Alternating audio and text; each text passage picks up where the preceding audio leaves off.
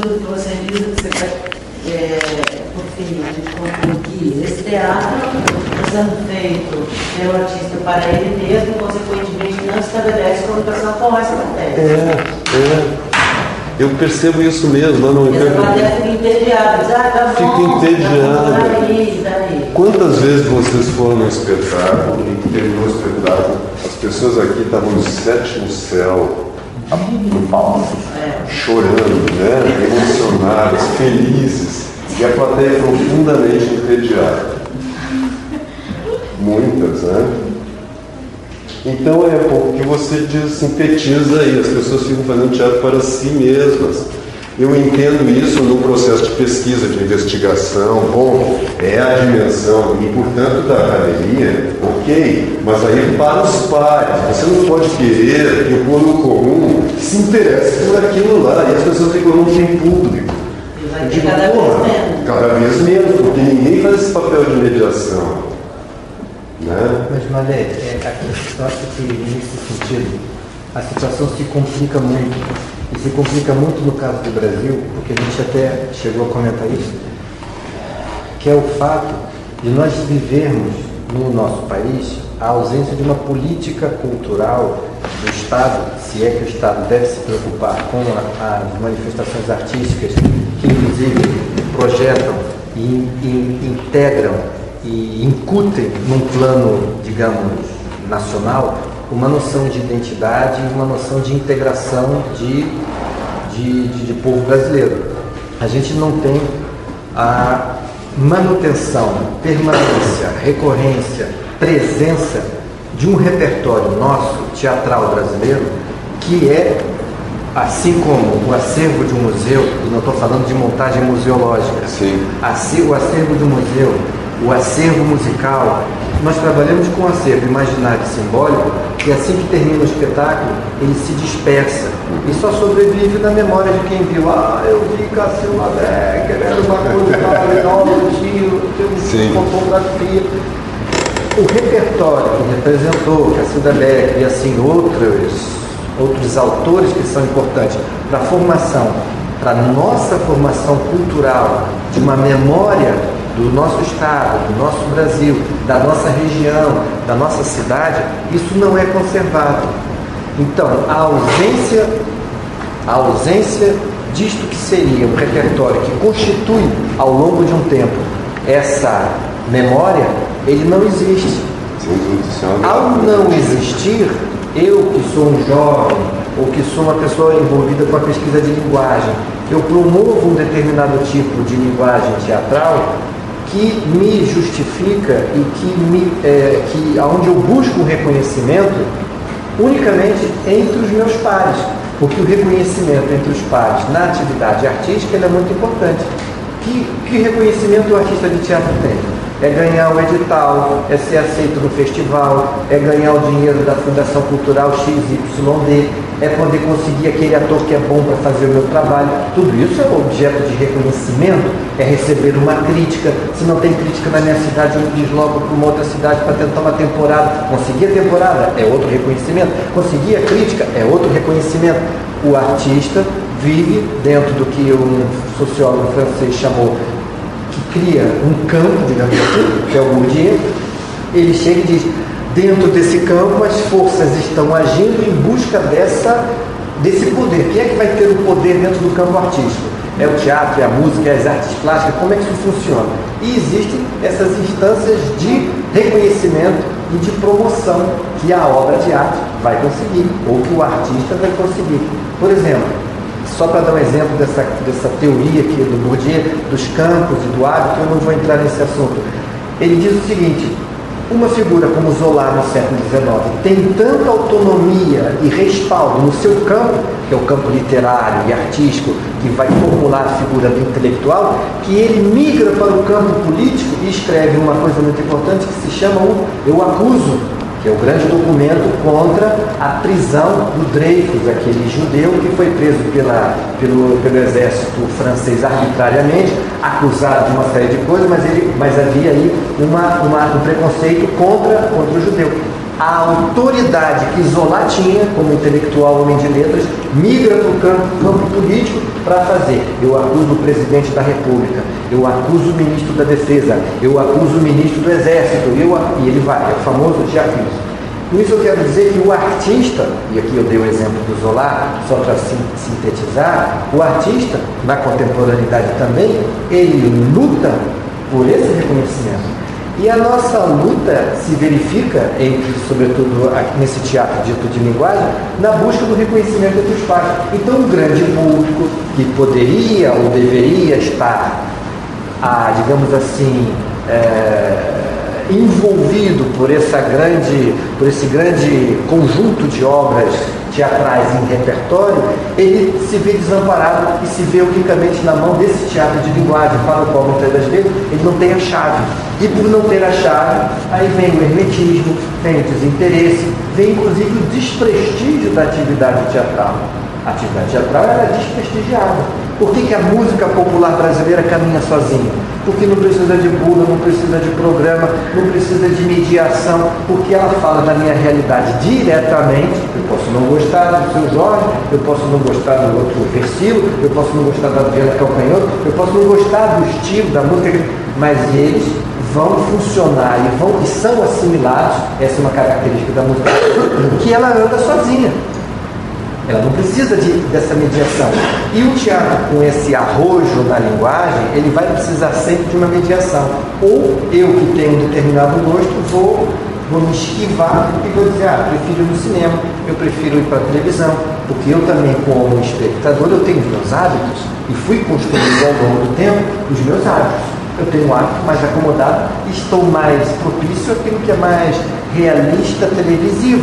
Isso me fala mais, eu tenho mais afinidade, eu compreendo e domino esses signos, portanto eu vou prestigiar esse tipo de representação, de narrativa, de manifestação, ao lugar de ir para uma coisa que é uma experiência. Muitos espetáculos se denominam como experiência cênica. Jesus, foi experiência cênica.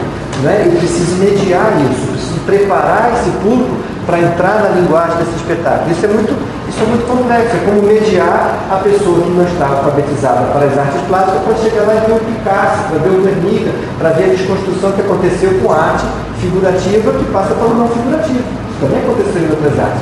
Só que, pela sua natureza, o teatro é uma arte representacional. Entra alguém sobre o palco e você olha e diz, chegou um homem, é uma pessoa, é alguém.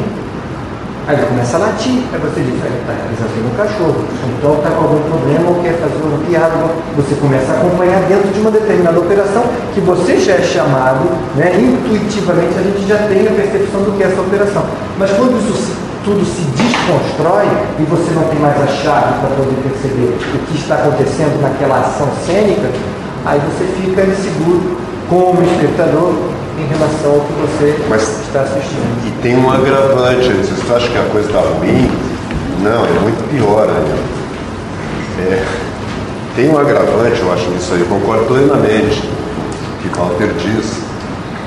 Mas por um outro lado, no meio teatral, e eu estou falando da academia também, pelo menos do que eu tenho visto, e eu vejo não muita coisa, mas eu estou um pouco sabendo o que está fazendo. Hoje mesmo, de ontem para hoje, a gente teve uma certa amostragem do que se está fazendo. As pessoas elas chamam de experimento qualquer coisa que lhes passa pela cabeça. Imagina se em química fosse assim. Está entendendo? Se o cara em química diz, vamos experimentar, se faz muita experiência em ciências. E eu acho que tem uma analogia. O problema é que muitas vezes o que os meninos estão fazendo não é propriamente uma experiência, mas uma vivência. Eles resolvem fazer alguma coisa que não tem potência poética e acham que isso por falta de elementos da compreensão de princípios poéticos. E isso em teatro é muito mais grave. Em música, por exemplo, a gente sabe quando alguém desafina, todo mundo sabe. Em teatro o cara está mentindo lá, é fake, e ele engana profissionais, engana professores, que dirá o público em geral. É mais sutil, até porque a referência realista, a força do cinema, a força da televisão, imprime na mente das pessoas um modelo só teatral, né? Que não é nem teatral, é interpretativo, que o cara traz para cá. Então, se ele não encontra aquilo, ele diz, não é teatro. O cara não sabe distinguir entre um Bob Wilson, por exemplo, ou uma Pina Bausch. Eu gosto bastante do que eu vi só em vídeo, eu nunca vi nada diretamente, mas da Pina Bausch. Agora, de tudo que eu vejo que é imitação de Pina Bausch, em geral, é lixo.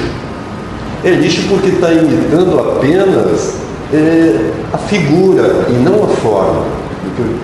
O que eu falava antes sobre forma, não tem os princípios poéticos que foram postos em ação para você chegar naquele resultado lá na Bausch.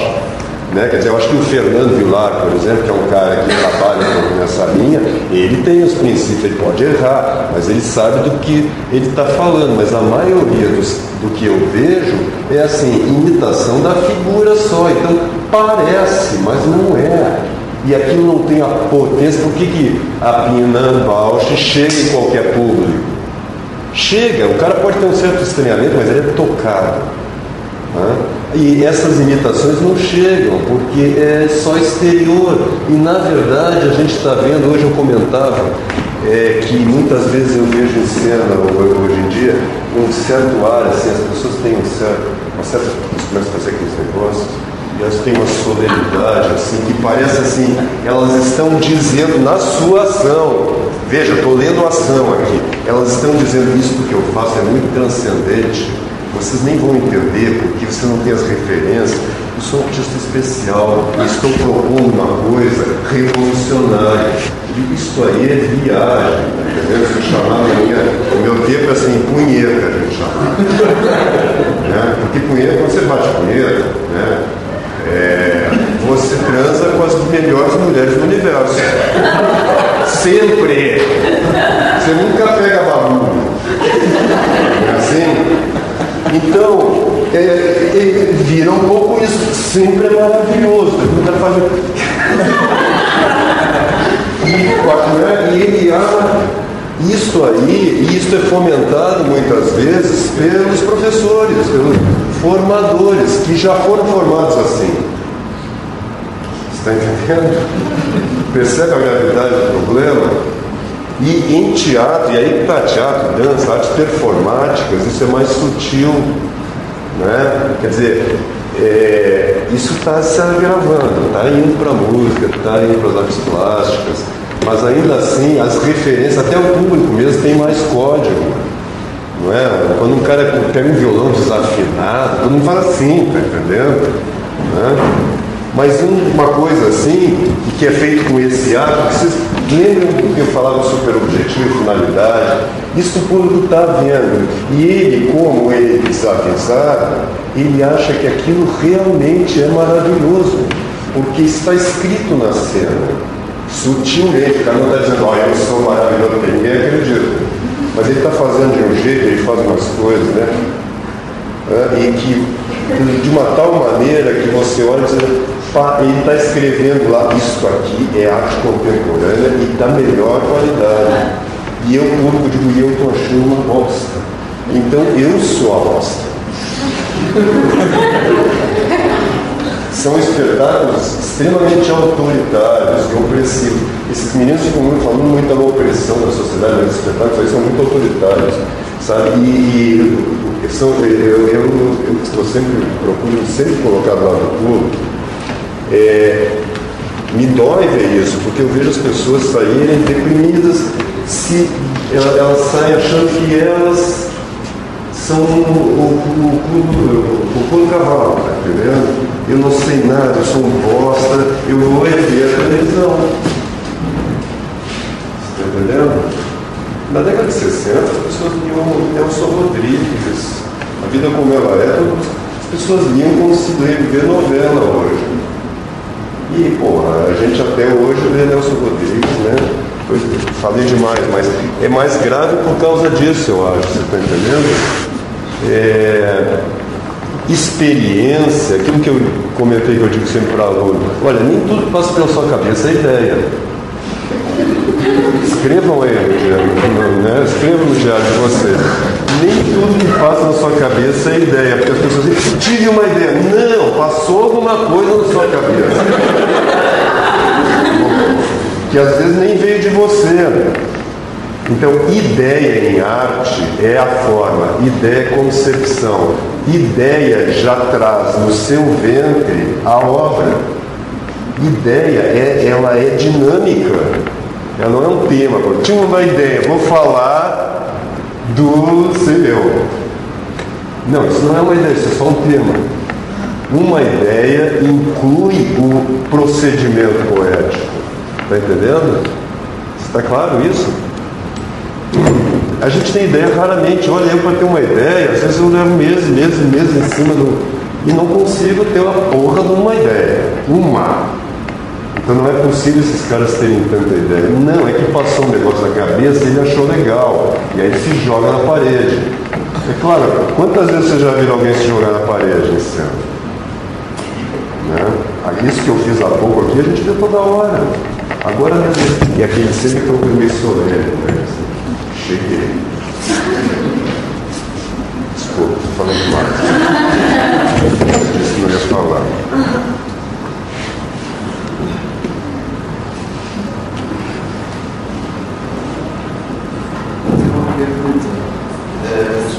Eu tenho uma vontade muito grande de dirigir. Aí eu pergunto para vocês assim, quando que o jovem tem assim, uma capacidade de, sei lá, de fazer um experimento.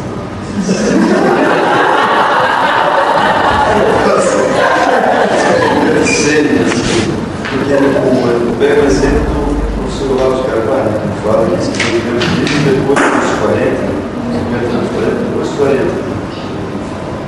Hoje em dia eu vejo muita gente, 18, 19, 20 anos lá, coloca lá, estudar uma curso, mentor, sou senador e tal. E às vezes eu não me acho nem ator ainda, né? Apesar de ter feito trabalhos como ator, ter feito alguns experimentos assim, que até tem 15, 40 anos que eu pensei, pô, só estou fazendo bosta. E agora eu fico nesse pensamento e tal, amadurecendo uma ideia de dirigir algo. Mas eu, ao mesmo tempo que eu vejo que eu nunca estou preparado, que parece que me bloqueia, eu fico pensando, será que eu vou ficar quanto tempo nessa maturação, quanto não está preparado, será para arriscar uma direção, alguma coisa desse tipo? Eu fui professor no curso de direção teatral. Para mim foi muito difícil quando eu cheguei lá como professor de direção, porque a gente não tem no Brasil uma sistematização para o ensino dessa disciplina, direção teatral. É bem complexo. Nos Estados Unidos existe uma coisa bem predeterminada, na Europa isso não existe, e é um procedimento, um comportamento que eu acho interessante, que é qual? Escolhe alguém que dirige, um diretor, um grupo, se aproxima, pede para trabalhar junto, para ser assistente de direção, vê como a coisa funciona, está junto, acompanha, e a hora que você se sentir satisfeito, que você se sentir mobilizado para fazer aquilo que você pretende fazer, você agradece aquela formação naquele tempo que você teve ali, e agradece e diz, agora eu vou tentar fazer eu mesmo. E vai à luta de tentar fazer. Mas é importante esse convívio, essa vivência, a vivência com o grupo, a vivência na exposição das ideias, a vivência no partilhar situações, e não só situações do dia a dia com esse grupo, mas situações de definição poética do que vai ser levado à cena. Porque o perfil do diretor, hoje, ele é muito outro. Ele não é mais o perfil do ensaiador, nem é o perfil do diretor textocêntrico, como o Zé Celso, como o Antunes, que são bases importantes para a gente entender o processo da direção teatral. O diretor hoje, a figura do diretor, tem uma outra dinâmica. E isso muda e continuará mudando enquanto o tempo está avançando. Mas existem tendências E essas tendências é importante de perceber fazendo e convivendo com essas pessoas. E não eu sozinho quero dirigir alguma coisa. Né? Eu só vou conseguir fazer uma coisa, um espetáculo solo, fazer uma coisa tipo Denise Stocks, que por mais que ela faça sozinha, dirija, faça tudo, ela tem sempre uma equipe técnica para dar um apoio para ela. Mas aí é um tipo de criação da Denise Stocks que está determinada pela linguagem que ela estabelece em termos de treinamento, em termos de código para ela trabalhar com teatro, que vai ser levado a cena. Né? Então é um exemplo de uma pessoa que tem esse tipo de comportamento criativo. Acho que a melhor solução é acompanhar, eleger um diretor e acompanhá-lo. Quando você se sentir interessado por alguma coisa, um texto, uma questão, alguma coisa que cenicamente você tem a ideia, você cai dentro e vai fazer. Eu tinha uma questão assim que me incomoda bastante. Eu sou do curso de música, né? E agora eu conheci um teatro diferente. E uma coisa que eu sempre ouvia a questão, o conceito, uma questão, formação de plateia. Né? Temos que formar uma plateia para ouvir música. Não sei se no teatro também acontece. Sim, inclusive o Walter estava falando. Desculpa, você vai ainda. Não, só para complementar. Então isso me incomoda muito de falasse da contemplação, né? Então, será que eu queria formar uma plateia, não estou dando esse direito de contemplação, mas também tem um paradoxo que na tua fala que veio a questão que tu falasse que o público tem uma forma embutida por uma indústria cultural, seja lá o que pode ser melhor. Então, para mim tem esse paradoxo, essa contradição, sabe? Tem a formação de plateia que eu quero formar um indivíduo para entender o que estou fazendo. Talvez esse poder que essa minha vontade de entender quanto artista tem a questão de não ter nenhuma base. Mas a formação de plateia não é propriamente você ensinar a plateia a ler a obra, mas você dar obras vamos dizer, que tem uma estrutura, quase assim, colocar na imaginação das pessoas as grandes obras, por exemplo. Isso é formação de plateia, que o Walter tocou nesse assunto há pouco. Lá em São Paulo, alguns anos atrás, teve um projeto e o objetivo era esse, formação de plateia, chamava formação de plateia, não vingou há muito tempo, eu acho que durou 2 ou 3 anos, em que o município pagava o diretor, pagava um grupo de atores para montar grandes textos brasileiros.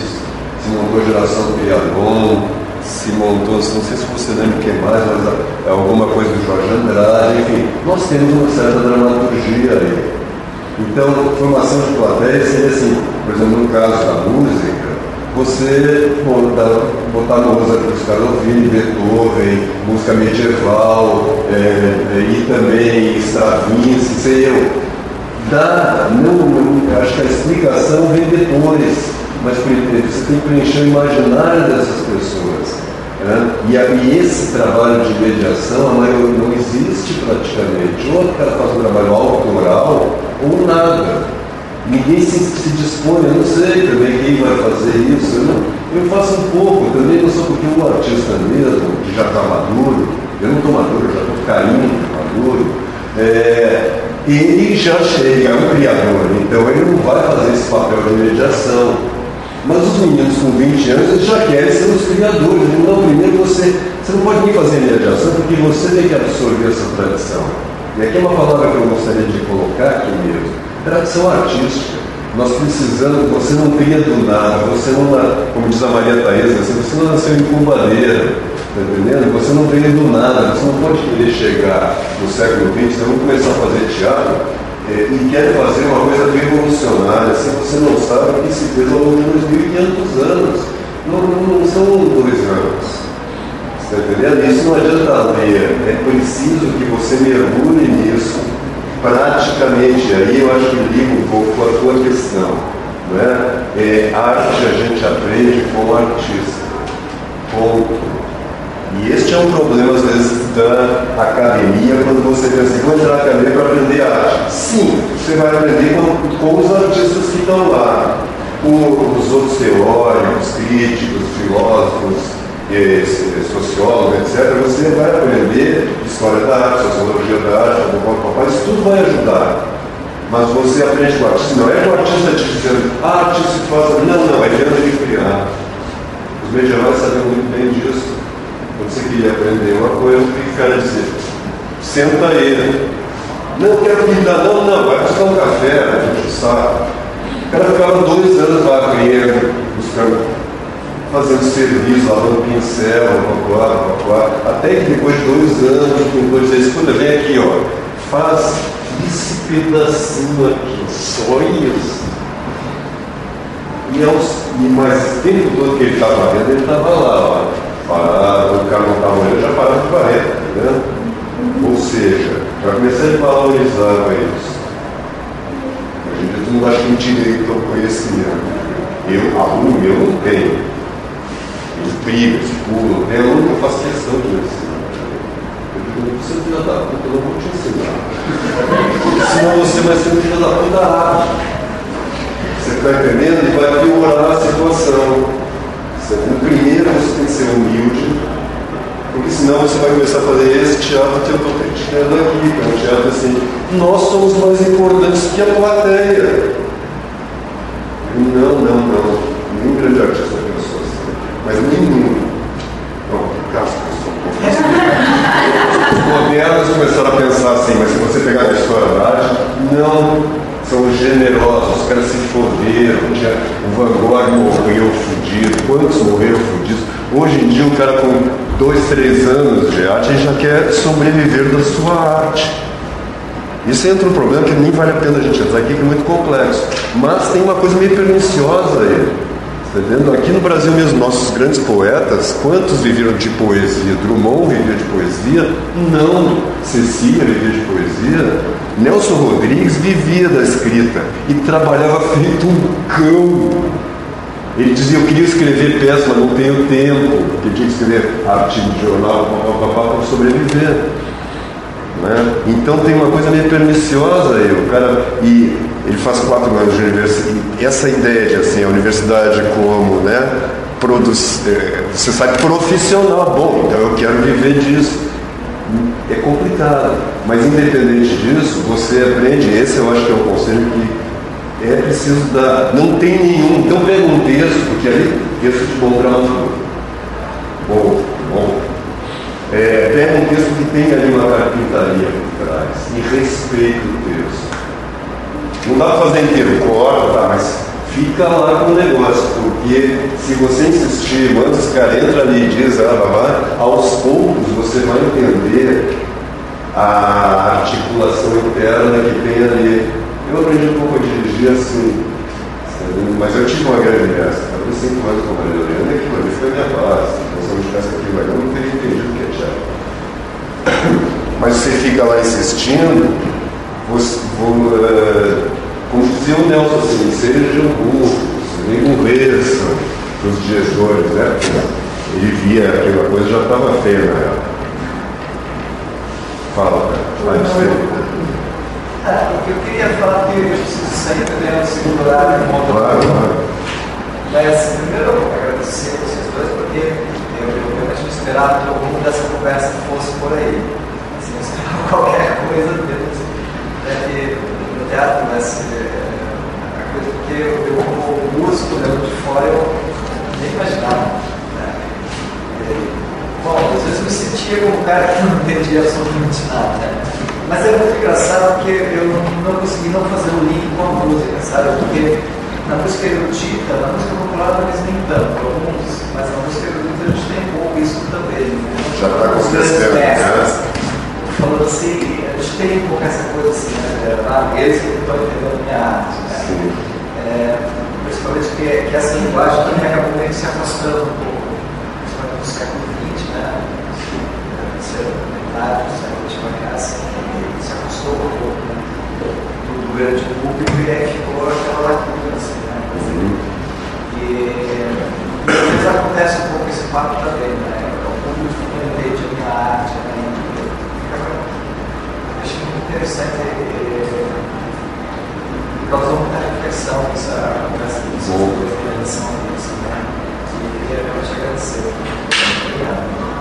O Mário Quintana tem uma frase que diz: se você não entende o poeta, um dos dois é burro. E o poeta sempre acha que é o público, tipo eu. Mas é verdade, né? Porque é sutil, né? Porque, de fato, se você pegar um grande criador, ele de fato, o público comum não vai compreender. Né?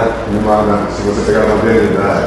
E aí é fácil confundir, ele não vê a diferença entre uma obra que ele precisa chegar na obra para entender, como a obra de Picasso, por exemplo, né? De Paul Klee, enfim, ele não vê a diferença entre aquilo e um simulacro, né? Entre a Pina Bausch, né? E o negócio fica repetindo o mesmo gesto trocentas vezes. Né? Então tem esse problema, mas são poucos, né? Na maioria dos casos acontece isso mesmo. E eu vejo que a música também, especialmente a música mais sofisticada, em termos de construção, também está sofrendo disso, né? Há esse distanciamento, muitas vezes, eu acho que na realidade falta estrutura, falta linguagem, falta linguagem, falta compreensão da linguagem. À vontade, obrigado por você depoimento. É importantíssimo a gente você ter falado também, porque é um ponto que precisa refletir. Eu não vejo as pessoas falando sobre isso. Fala lá perto.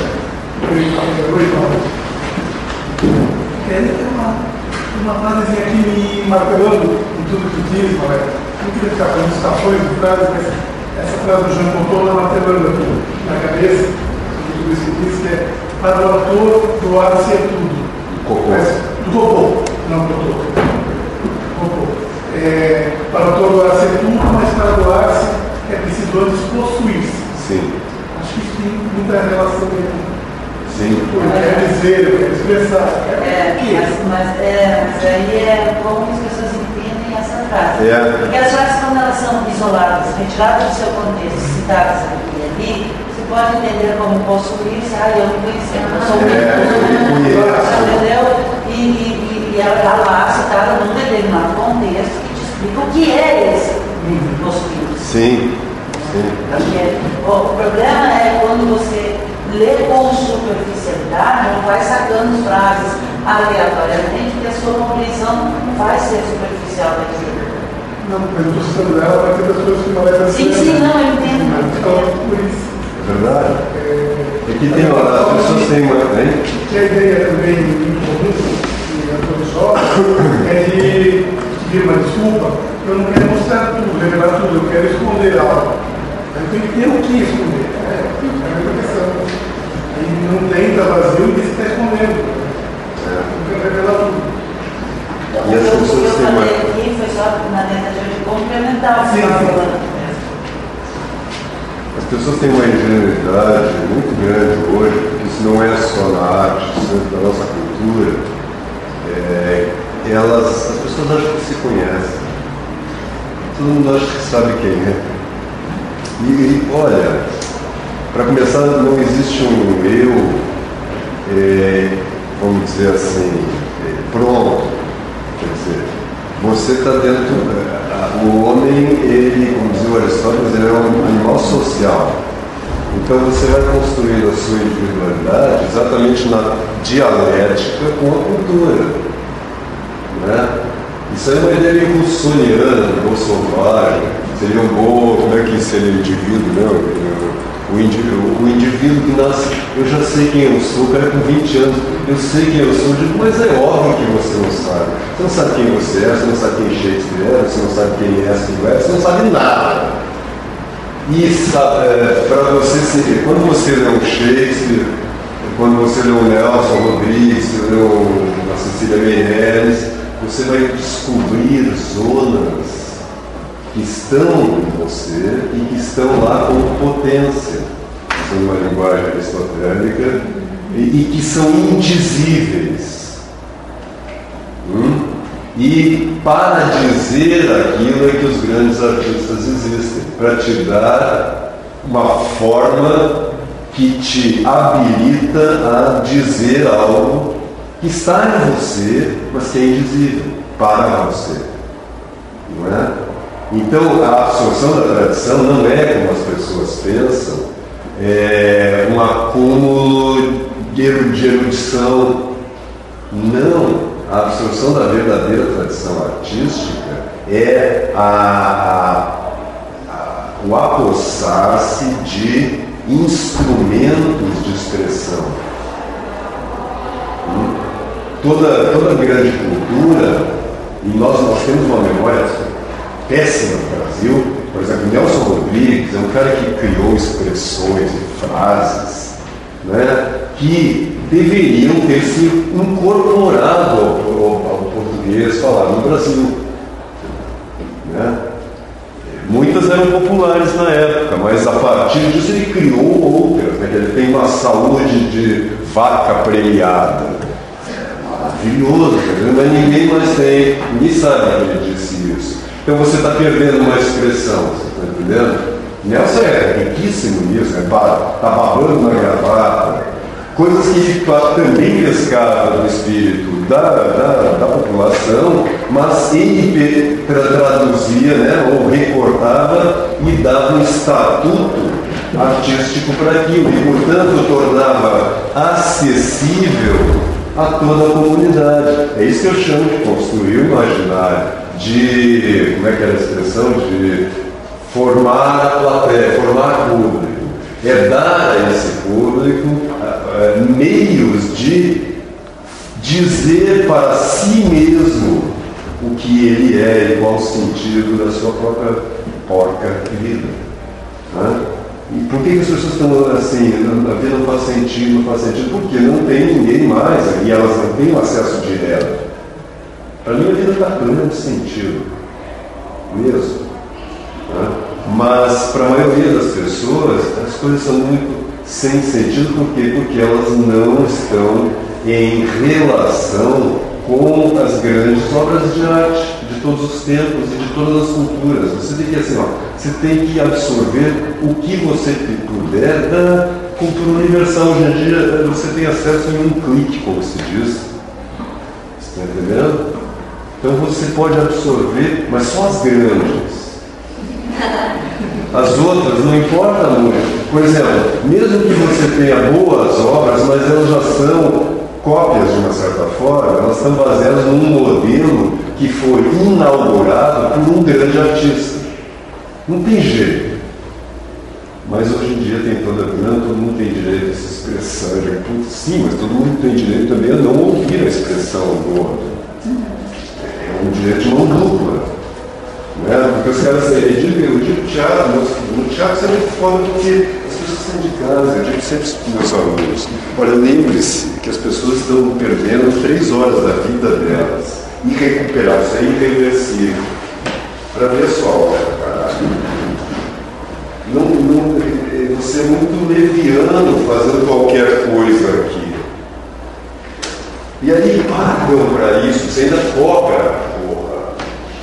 Então você tem que dar uma coisa que vale a pena para elas, tá entendendo? Não tem que esse negócio que tudo vale a pena, que a alma é pequena, que todo mundo fica citando, tá entendendo? Eu digo, se a alma não é pequena. Então não, tem que valer a pena de fato, e por isso eu acho que assim, pegue grandes autores, não precisa nem ser de teatro, não, mas eu quero fazer. Não, não faz mal, as pessoas estão precisando ouvir Fernando Pessoa, elas estão precisando ouvir Cecília Meirelles, elas estão precisando ouvir boa música também. E elas vão te agradecer. Então, você está a serviço. Meyerhold dizia lá no início do século passado que se você quer ganhar dinheiro com teatro, você tem que fazer o teatro que as pessoas querem ver. Se você quer fazer o teatro que você quer fazer, você tem que pagar. E olha, é um Meyerhold, né? E é uma grande verdade. Então, as pessoas estão precisando de arte. Eu acho que nunca se precisou tanto de arte como nos tempos que correm. Mas ninguém não, os artistas dos que eu conheço, olha, a maioria está precisando fazer experiências artísticas e falar de si mesmo. Que, pô, as pessoas não estão precisando disso. E qual é a prova? Elas não vão ao teatro. E fica um buraco na vida deles, porque a televisão e nem o cinema vai cobrir esse buraco aí, porque aí tem a ver com o que o Walter levantou há pouco, que é o encontro, como dizia o Grotowski, está entendendo? Não, as pessoas estão precisando se comunicar, não é se tocar, se agarrar, mas elas estão fazendo o suficiente. Elas estão precisando se encontrar. Está entendendo? E isso só as artes performáticas têm. Mas quando o cara chega lá e você começa um negócio aquele não há encontro. Está entendendo? Eu acho que tinha que simplificar o mais possível, assim, sabe?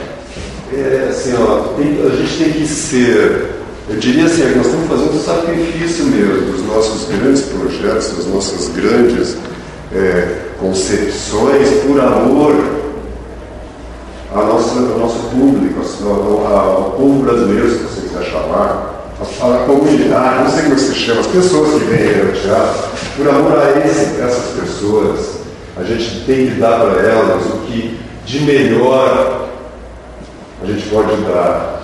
E isso tem tantos grandes artistas atrás de nós, que fizeram coisas assim muito acima do que a gente é capaz de fazer, que eu acho que nós temos que ser intérpretes, no sentido grego, né, de mediadores. Mas hoje em dia todo mundo quer criar. Nesse sentido que você está falando, desse oferecimento, pensar que existem duas categorias de obra artística, de obra de arte, de a música, pintura, artes plásticas e o teatro, ou a dança, que são manifestações que vão reafirmar os seus valores, portanto, são bastante seguras, que vão reafirmar os seus valores, e aquelas obras que vão incomodar os seus valores, que vai contribuir para te provocar. Existe essa situação no mundo da arte. E o que agrava é que a atividade artística teatral, ela é uma atividade pública, é como um táxi, é um serviço público que tem que ser oferecido através de alguém que tem um lucro, através de um particular que oferece o serviço que é público. Eu tenho que ligar o táxi e me buscar aqui. Se ele não vier, ele não está comprometido com a sua função, com a sua finalidade. O teatro é parecido, porque eu me exibo, né? É isso mesmo? Eu me exibo publicamente. Eu tenho um compromisso. E se eu for retomar a noção cívica do que seria o teatro, eu tenho o compromisso de discutir questões que dizem respeito ao público. Só que desde o drama, fechado pelo Diderot lá no século XVIII para cá, a gente foi se concentrando cada vez mais numa célula, que é a célula familiar. Dessa célula familiar, que acabou-se o drama foi se concentrando nessa célula familiar, né? Perdemos-se o herói, perdemos as figuras nobres, essas figuras de destaque na sociedade, num outro contexto histórico, para se concentrar na família, sobretudo, que é o grande laboratório para esse drama, como ele vai entrar no século XX. E desse drama a gente desandou para o próprio homem, a gente teve situações limites e de ruptura muito grande, Segunda Guerra Mundial. Que tipo de arte é possível fazer depois da Segunda Guerra Mundial? Se instala uma coisa chamada teatro novo, dramaturgia nova, teatro do absurdo, novo teatro, mil coisas, aonde a atenção dos dramaturgos, por exemplo, foi para trazer para uma discussão pública a condição desse homem desterritorializado, desse homem que sofreu todo tipo de agressão, desse homem destruído, desse homem amputado, desse homem vigiado, desse homem exilado, morto, execrado, desse homem que foi sumido nos campos de concentração. E aí a gente foi, porque é uma questão de tratar, o comportamento criativo que leva a tratar desses temas, que são os temas pertinentes ao momento. Só que nós chegamos na contemporaneidade e verificamos que as obras, é isso que o Malê está repetindo aqui o tempo todo, as obras, elas acabam simulando aqui seria a tentativa de falar de uma identidade de um eu, que aí já não tem mais personagem, não tem mais ficcionalização, que simplesmente não é interessante. Não é interessante ser levado a público, é nesse sentido. E é nesse sentido que o Malê faz um pouco aquilo aos grandes textos, a grande literatura, a poesia consagrada, ou aquilo que possa contribuir para a formação e o enriquecimento de um indivíduo. Mas é natural que haja também aquelas obras que causam um certo estranhamento e que não reafirma completamente aquilo que eu sou, aquele lugar que eu existo, aquele modo de ser. Existe esses Mas dois veja, tipos de isso que eu estou manifestação. dizendo não nega essas obras aí. Não, eu inclui. entendi. Sim, eu entendi. Mas só para perceber que na manifestação da arte performativa, seja lá o que for, dança, teatro ou performance, vai haver essa relação da obra com o público. Reafirma os meus valores ou provoca a revisão desses valores. Normalmente é aquilo que a gente chama de teatro comercial. É aquilo que não incomoda a gente, reafirma nossos valores, é como a teledramaturgia. Mas não é desse teatro que eu estou falando. Não, só para ficar claro. E aquelas obras que vão criar um estranhamento, vão criar um descompasso, que vão me provocar. Né? Existem esses dois canais que são importantes de verificar. E a presença disso, ela vai ser sempre assim. Não tem como modificar esse tipo de comportamento. Está relacionado ao comportamento criativo que nós temos, ou que nós provocamos.